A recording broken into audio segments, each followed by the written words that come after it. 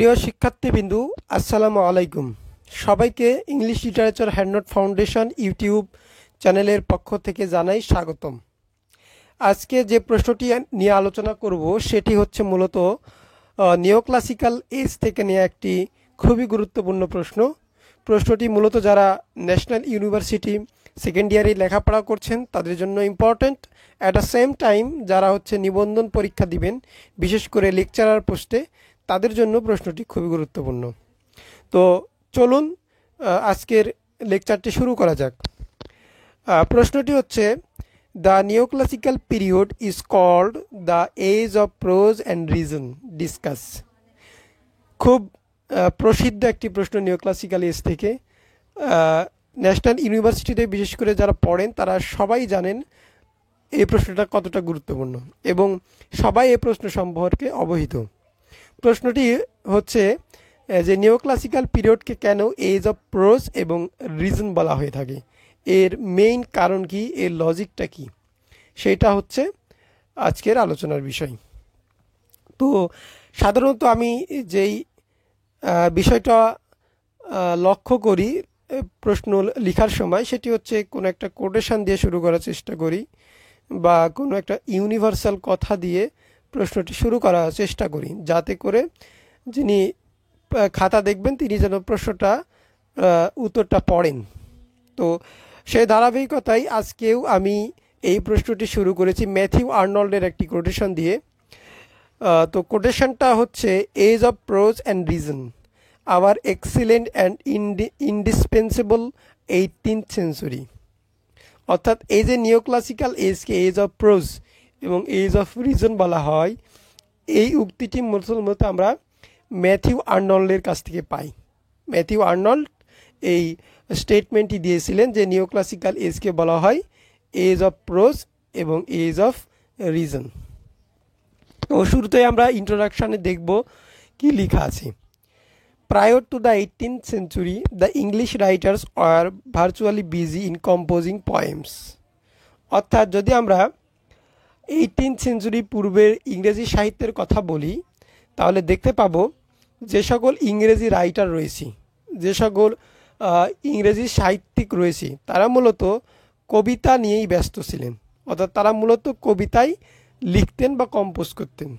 সেই সময় কিন্তু নিওক্লাসিক্যাল এজের পূর্বে প্রোজের সেরকম একটা প্রচলন ছিল না। The neoclassical age holds a lasting position in composing prose and thereby improving the standard and the taste of the readers of the contemporary society. অর্থাৎ নিওক্লাসিক্যাল রাইটাররা কী করে, তারা এই এজে এসে প্রথমত তারা প্রোজ কম্পোজিংয়ে খুবই গুরুত্বপূর্ণ ভূমিকা পালন করে এবং এই প্রোজ রাইটিংয়ের পাশাপাশি আমরা যেসব রিডার রয়েছি, সে সময়ে যে সকল কন্টেম্পোরারি সোসাইটির সমসাময়িক সময়ে যেসব রিডারগুলো ছিলেন, তাদের যে চিন্তাভাবনা, তাদের যে স্ট্যান্ডার্ড এবং তাদের যে টেস্ট পড়াশোনার ক্ষেত্রেই, সেটি কিন্তু পরিবর্তন করতে সক্ষম হয়েছিল।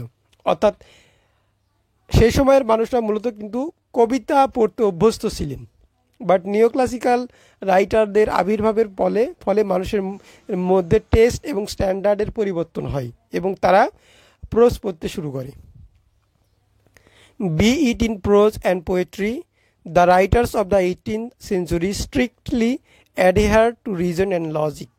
এবং 18th সেঞ্চুরিতে যেই সকল সাহিত্যিকরা জন্মগ্রহণ করেছিলেন, যারা লেখালেখি করতেন, তারা মূলত রিজন এবং লজিক, যুক্তির প্রতি বেশি গুরুত্ব দিয়েছেন এবং তারা তাদের রাইটিংয়ের মধ্যে এই যুক্তিটাকে খুব স্ট্রিক্টলি ফলো করেছেন।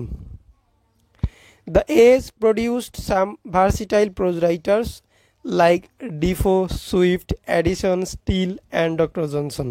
অর্থাৎ নিওক্লাসিক্যাল এজের যদি আমরা বিখ্যাত রাইটারদের নাম বলি, তো তাদের মধ্যে যারা রয়েছে তাদের মধ্যে রয়েছে Daniel Defoe, Jonathan Swift, Addison, Steele এবং doctor Johnson. For this reason Matthew Arnold regarded the neoclassical period as of prose and reason. যার কারণেই এই এজটাকে নিওক্লাসিক্যাল এজটাকে মূলত প্রোজ এবং রিজন বলা হয়। তো এখানে আমরা নিওক্লাসিক্যাল এজকে প্রোজ এবং রিজন বলার দুইটা কারণ পাইলাম। একটা হচ্ছে এই এজে প্রসিদ্ধ রাইটার ছিল, প্রোজ রাইটার ছিল এবং তাদের ভার্সিটাইল রাইটিং ছিল। প্রোজে তাদের ভার্সিটাইল লেখনই ছিল এবং এই রাইটিং তারা বিশেষ করে আমরা যদি তাদের এলিমেন্টসগুলো বলি রাইটিংয়ে, তাহলে সেখানে আমরা রিজন এবং লজিকের গুরুত্বটা বেশি দেখতে পাবো। তো যার কারণে মোট কথা এই নিওক্লাসিক্যাল পিরিয়ডকে পিরিয়ড অফ প্রোজ এবং পিরিয়ড অফ রিজন বলা হয়ে থাকে। তো এই প্রশ্নটি এটা হচ্ছে ইন্ট্রোডাকশান। আমরা এখন আস্তে আস্তে এই প্রশ্নটা যে বডি, সেই বডিটা কিন্তু দেখব। এখানে অনেকগুলো পয়েন্ট দেওয়া আছে, অনেকগুলো প্রোজ রাইটারকে আলোচনা করা হয়েছে, সেই বিষয়গুলো আমরা দেখব। তাহলে বুঝতে পারবো মূলত এই এজে বিখ্যাত প্রোজ রাইটার ছিলেন এবং তাদের রাইটিংয়ের যে স্টাইল, সেই স্টাইলটা কিভাবে লজিক এবং রিজন দিয়ে সাজানো ছিল, সেই বিষয়টি জানতে পারবো। আচ্ছা, প্রথমেই আমরা দেখব ডোমিনেন্স অফ প্রোজ, অর্থাৎ যে একটু আগে আমরা আলোচনা করলাম যে মূলত প্রোজ দ্বারাই কিন্তু এই এজটা ডোমিনেটেড। এই এজের সাহিত্য বলতে আমরা ভার্সিটাইল প্রোজকে বুঝি। When Matthew Arnold calls it an age of prose, he suggests that even the poetry of the period was of the nature of prose. অর্থাৎ যখন ম্যাথিউ আর্নল্ড এই নিওক্লাসিক্যাল এজকে এজ অফ প্রোজ বলেছেন, তখন তিনি একটা বিষয় আমাদেরকে সাজেস্ট করেছেন। সেটা হচ্ছে একটা বিষয় আমরা লক্ষ্য করতে পারবো, সেটা হচ্ছে এই পিরিয়ডে যে পয়েমগুলো ছিল, সেই পয়েমগুলো অনেকটা দেখতে প্রোজের মতো।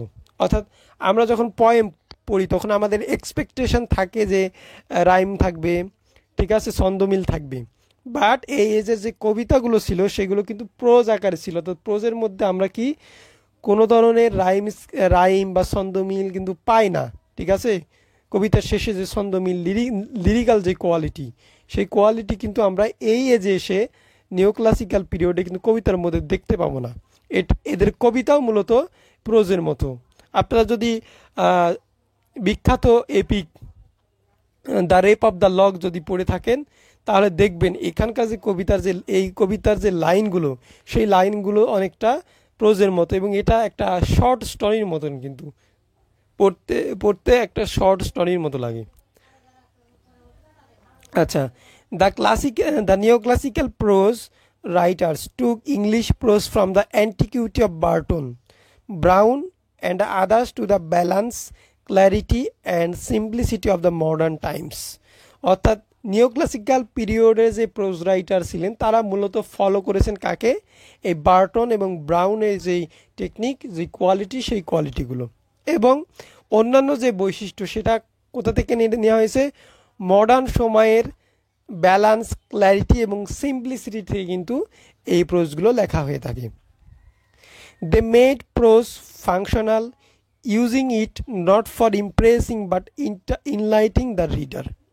তো এই এজের যে প্রোজগুলো, সেগুলো শুধু যে রিডারদের ইমপ্রেস করতো এমনটা না, বরং এটা কিন্তু রিডারদের ইনলাইটিং করতো। অর্থাৎ এই এজের যে প্রোজগুলো রয়েছে সেগুলো আমরা দেখতে পারবো অনেক জ্ঞানগর্ভ প্রোজ। এখানে অনেক উইটি স্টেটমেন্ট এবং উইজডম পাবো কিন্তু, এবং উইজডম থাকার পাশাপাশি এটা কিন্তু রিডারদের কিন্তু ইমপ্রেস করতে সাহায্য করে। In the field of prose, the reaction against romantic extravagance and involvedness was brought to logical conclusion by the prose writers of this age. অর্থাৎ আমরা যদি প্রোজের কথা বলি 18th সেঞ্চুরিতে, তাহলে রোম্যান্টিক যে কোয়ালিটি, সেই রোম্যান্টিক কোয়ালিটির কোনো ইনভলভনেস কিন্তু আমরা এখানে পাবো না।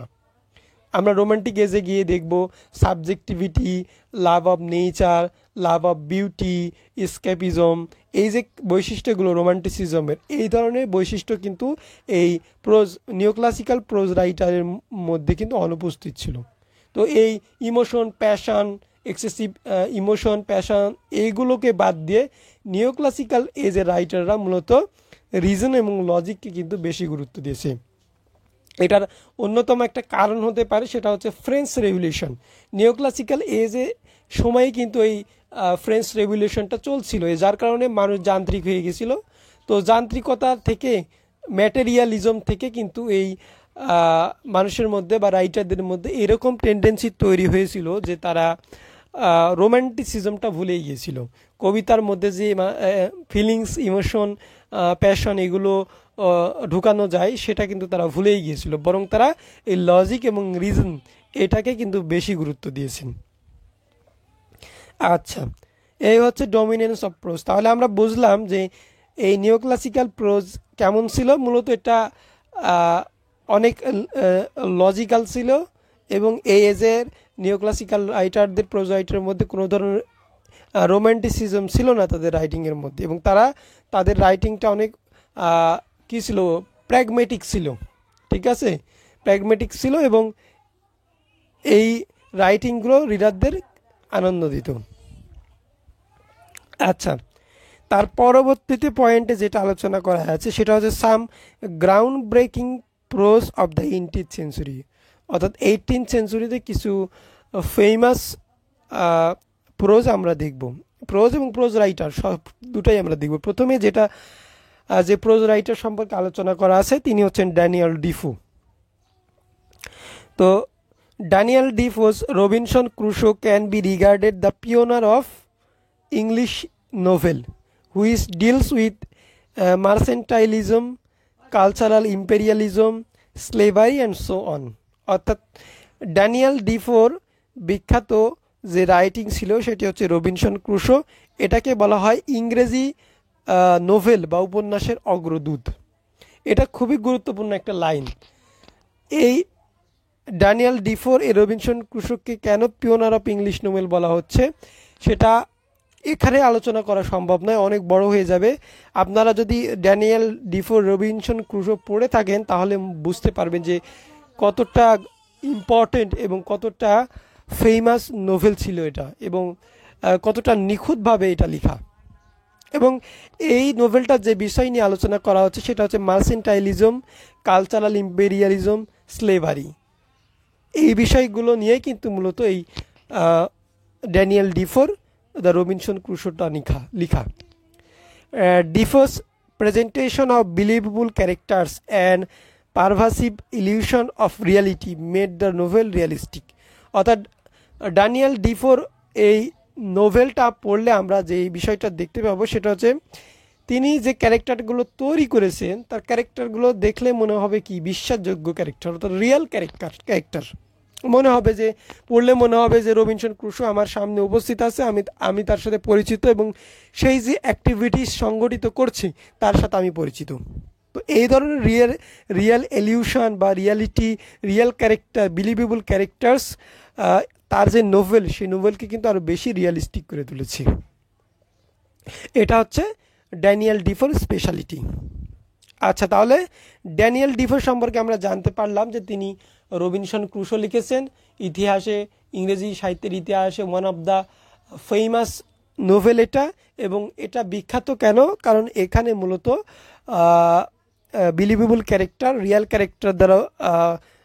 ক্যারেক্টার উপস্থাপনের মাধ্যমে নোভেলের যেই প্লটটা সেটা সামনে এগিয়ে গেছে। এবং এখানে মার্সেন্টাইলিজম, কালচারাল ইম্পেরিয়ালিজম, স্লেভারি, অর্থাৎ সমাজে সে সময়ে যে অরাজকতা ছিল সেই অরাজকতা এবং সমাজে যে বাস্তব ছবি, সেই বাস্তব ছবি নিয়ে মূলত এই রবিনসন ক্রুশোর নোভেলটি লেখা, উপন্যাসটি লেখা।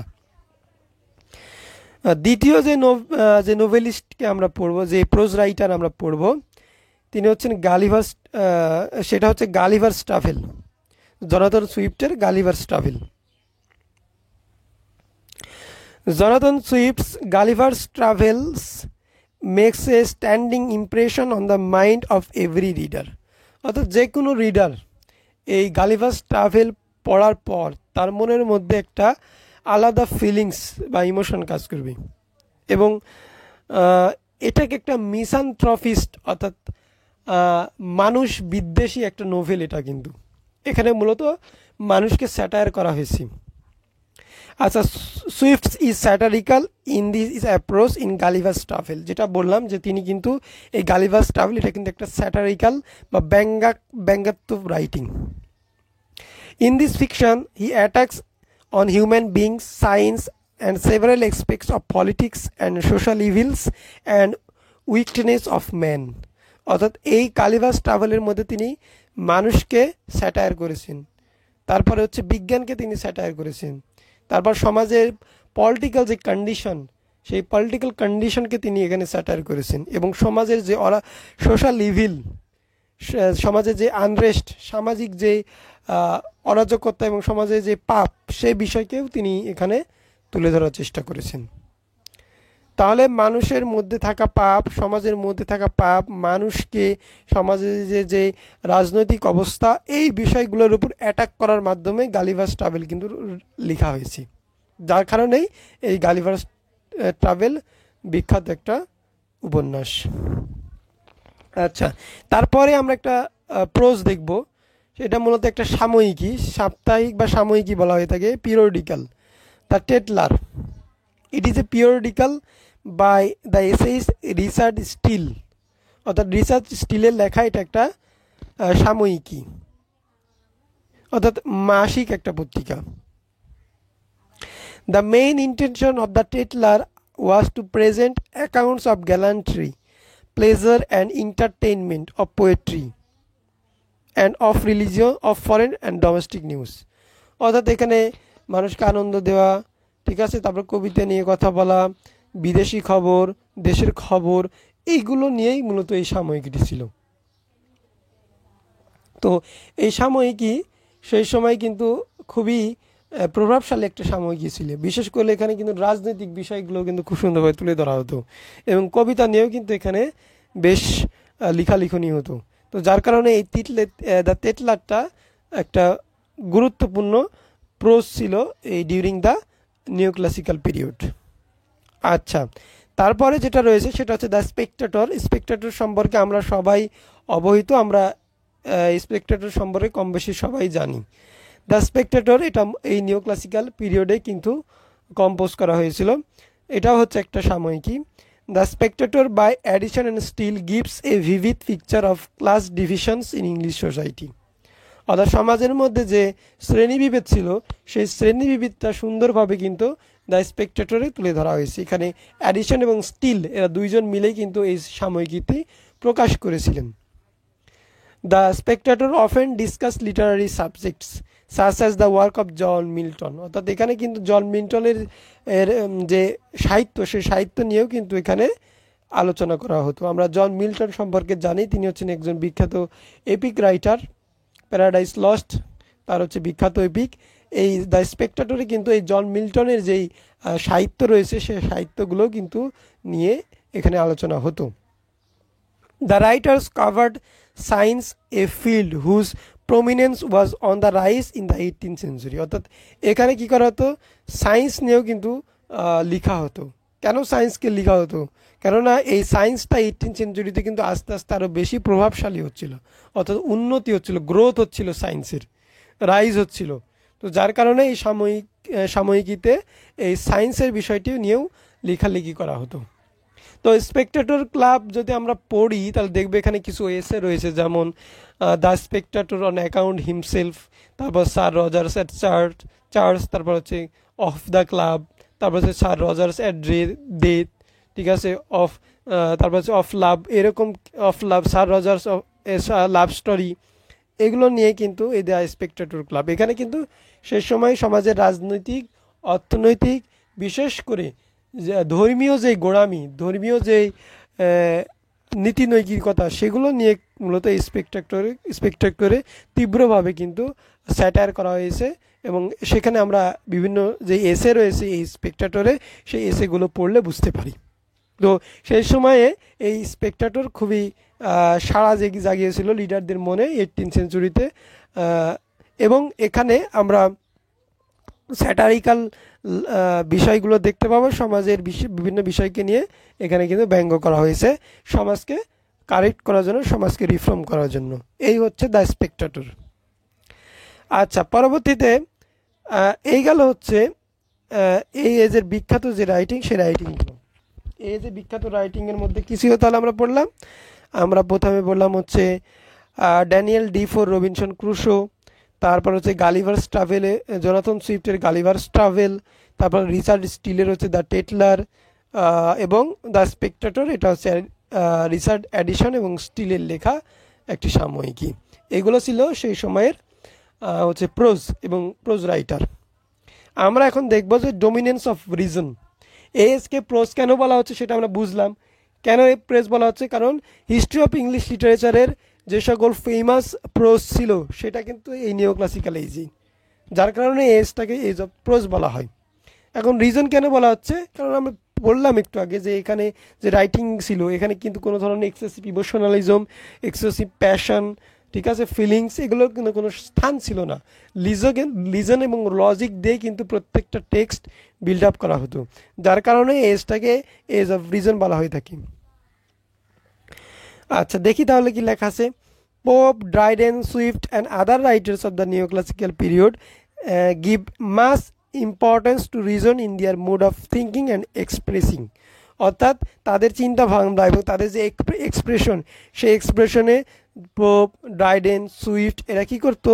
এরা হচ্ছে রিজন এবং লজিকের প্রতি বেশি গুরুত্ব দিত যখন তারা সাহিত্য লিখত, সাহিত্য প্রডিউস করতো।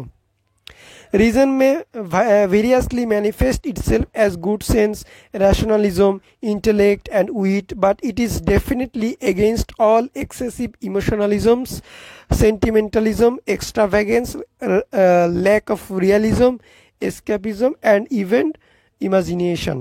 অর্থাৎ রিজন বলতে কিন্তু বিভিন্ন বিষয়কে এখানে বোঝানো হয়েছে।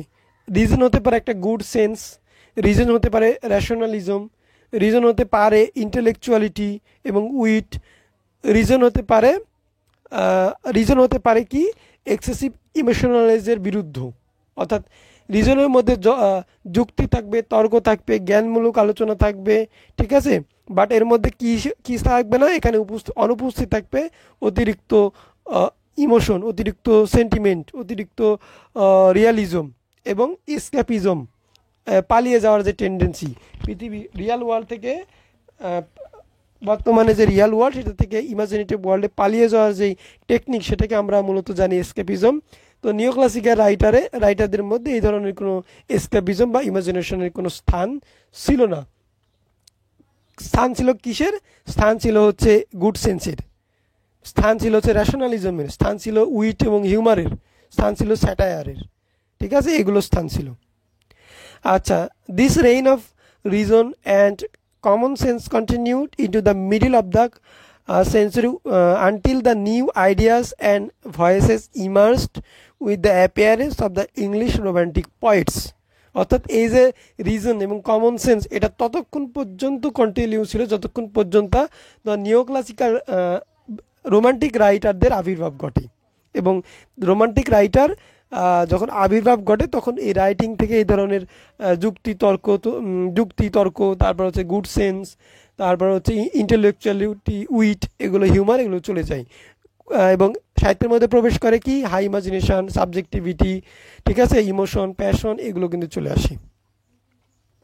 আচ্ছা, all the prominent writers of the age made unreason and bad sense the targets of the satire. অর্থাৎ নিওক্লাসিক্যাল এজে যদি কোনো কিছু লজিক্যালি যদি না লেখা হতো বা তার মধ্যে যদি রিজন না থাকতো তাহলে সেটাকে কী করা হতো? স্যাটায়ারের আকারে কিন্তু তারা প্রকাশ করতো, অর্থাৎ স্যাটায়ার করতো। ধরো কোনো রাইটার কোনো সেন্টিমেন্ট নিয়ে লিখেছে, কোনো ইমোশন নিয়ে লিখেছে, ইমাজিনেশন নিয়ে লিখেছে, তাদেরকে কী করা হতো? স্যাটায়ার করা হতো। এটা সেই সময়ের একটা টেন্ডেন্সি ছিল। আচ্ছা, the satire of on ইয়াহুস in the fourth book of Gulliver's Travels, by implication a satire on the human beings who resemble them so closely.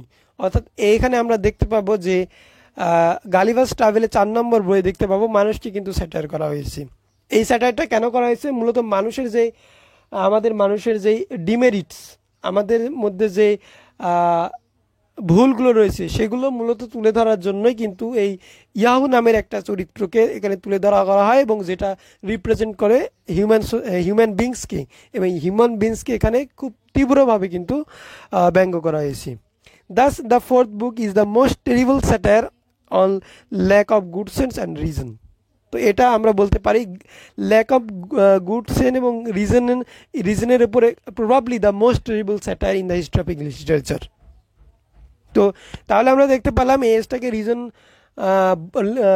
Age of reason বলার অন্যতম কারণ হচ্ছে এজের মানুষরা অনেক লজিক্যাল ছিল, রাইটাররা লজিক্যাল ছিল এবং তারা স্যাটায়ার লিখতো, তাদের রাইটিংয়ের মধ্যে উইজডম ছিল, উইট ছিল এবং তারা কোনো ধরনের এক্সেসিভ ইমোশনাল দেখাননি, কোনো এসকেপিজম ছিল না তাদের রাইটিংয়ের মধ্যে, কোনো ইমাজিনেশন কিন্তু তাদের রাইটিংয়ের মধ্যে ছিল না, যার কারণে এজটাকে রিজন বলা হয়। আচ্ছা, এজ আরেকটা রাইটিংয়ের মধ্যে আরেকটা ব্যাপার ছিল, সেটা হচ্ছে ইমিটেশন অফ দ্য এনসিয়েন্টস, অর্থাৎ এনসিয়েন্ট যে রোমান এবং গ্রিক রাইটার তাদের যে রাইটিংয়ের যে টেকনিক, সেই টেকনিককে এজে ফলো করা হতো, অর্থাৎ rules and regulation in poetic style, rules and রেগুলেশনকে খুবই প্রাধান্য দেওয়া হতো, যেটাকে লজিক এবং রিজনের মধ্যে কিন্তু ফেলা যায়। বলা হচ্ছে this glorification of reason also manifest itself in the form laid on the imitation of the ancient, that is the Greek and Roman writers of antiquity। অর্থাৎ এই এজটাকে রিজন এবং লজিক বলার অন্যতম কারণ হচ্ছে এই এজে যে রাইটারগুলো ছিল নিওক্লাসিক্যাল এজে, তারা কিন্তু এনসিয়েন্ট রাইটার, বিশেষ করে গ্রিক এবং যে রোমান রাইটারগুলো ছিল, সাহিত্যিক ছিল, তাদের কিন্তু ফলো করা হতো এবং তাদের রাইটিংয়ের মধ্যে কী ছিল, তাদের রাইটিংয়ের মধ্যে কিন্তু রুলস অ্যান্ড রেগুলেশন ছিল। একটা কবিতা লিখলাম, এটা এমনি কবিতা হয়ে গেল, ছন্দ মিলিয়ে দিলাম, এটা কবিতা হয়ে গেল, সেই সময় কিন্তু এরকম ব্যাপার ছিল না। কবিতা লিখতে হলে কি করতে হবে, কবিতার মধ্যে অবশ্যই হাই সিরিয়াসনেস থাকতে হবে, সিরিয়াসনেস না থাকলে কিন্তু সেটাকে কবিতা বলে কিন্তু গণ্য হবে না। তো এই নিওক্লাসিক্যাল রাইটারের মধ্যে কিন্তু হাই সিরিয়াসনেস ছিল। Many of the important genres of this period are adaptation of classical form, অর্থাৎ এই এজে বিভিন্ন কিন্তু জেনেরিক ফর্মের আবিষ্কার হয় এবং এই জেনেরিক ফর্মগুলো কার কাছ থেকে ধার করা, এগুলো মূলত হচ্ছে এই যেই ক্লাসিক্যাল যে রাইটার তাদের কাছ থেকে ধার করা। সেগুলোর মধ্যে কি রয়েছে, সেগুলোর মধ্যে মক এপিক রয়েছে, তারপর রয়েছে ট্রান্সলেশন এবং ইমিটেশন, এগুলো কিন্তু ছিল সেই সময়ে রাইটিংয়ের মধ্যে, যার কারণে এজটাকে এজ অফ রিজন বলা হচ্ছে। আচ্ছা, আমরা প্রশ্ন একদম শেষে চলে এসেছি, আমরা এখন কনক্লুশন দেখব। In termination, despite the presence of some tremendous poet's, the period is familiar for producing pros writing. যদিও এই যে কিছু ফেমাস পোয়েট ছিল, সে এই পোয়েটগুলোতে বাদ দিয়েও এই এজে কিন্তু কিছু গুরুত্বপূর্ণ প্রোজ রাইটাররাও ছিল। শুধু যে পোয়েট্রির জন্য এজ বিখ্যাত এমনটি নয়, এই এজটা কিন্তু পোয়েট্রির জন্য, পোয়েট্রি এবং প্রোজ দুইটার জন্যই কিন্তু বিখ্যাত। Moreover both the poets and prose writers strictly followed rules and made their writings look convincing and rational by rendering logical description of their text. অর্থাৎ বেশিরভাগই পোয়েট এবং প্রোজ এই এজে তারা কী করতো, রুলস ফলো করতো, ঠিক আছে, যেটা এই রুলস ফলো করতো এবং যার কারণে তাদের রাইটিংটা কী হতো, রেশনাল হয়ে যেত এবং তাদের যে ডিসক্রিপশান, টেক্সটের যে বর্ণনা, সেই বর্ণনাতেও আমরা কি দেখতে পাবো, লজিক দেখতে পাবো। So the age is rightly called an age of prose and reason, যার কারণে এজটাকে কী বলা হয়, এজ অফ প্রোজ এবং রিজন বলা হয়। Nietzsche's comments about the age that, এই সম্পর্কে নিটচেস নামের একজন ক্রিটিক রয়েছে, তার মতামত দিয়ে আমরা কিন্তু এই প্রশ্নটা শেষ করব। তিনি কি বলছেন, reason is more important than emotion, form is more important than content. অর্থাৎ এই সময়ে রিজনটা ইমোশনের চেয়ে গুরুত্বপূর্ণ ছিল এবং ফর্মটা কন্টেন্টের চেয়ে কিন্তু বেশি গুরুত্বপূর্ণ ছিল, যার কারণে এজটাকে কিন্তু এজ অফ প্রোজ এবং এজ অফ রিজন বলা হয়ে থাকি। আশা করি এই প্রশ্নটির অ্যান্সার বুঝতে পেরেছেন। আজকে এই পর্যন্তই। আজকের ক্লাসের পরিশেষে সবাইকে বলতে চাই, যারা আমার চ্যানেলটি ফলো করছেন তাদেরকে অসংখ্য ধন্যবাদ এবং যারা এই ভিডিওটি নতুন দেখবেন অবশ্যই তাদের কাছে রিকোয়েস্ট থাকবে আমার চ্যানেলটি সাবস্ক্রাইব করে আমার সঙ্গেই থাকুন এবং এগুলো বেশি বেশি শেয়ার করে আপনাদের বন্ধুদেরকে আরও ভালোভাবে প্রশ্নগুলো বুঝতে সহায়তা করুন। আশা করি সবাই ভালো থাকবেন, সুস্থ থাকবেন। সবাইকে সালাম জানাই, আসসালামু আলাইকুম।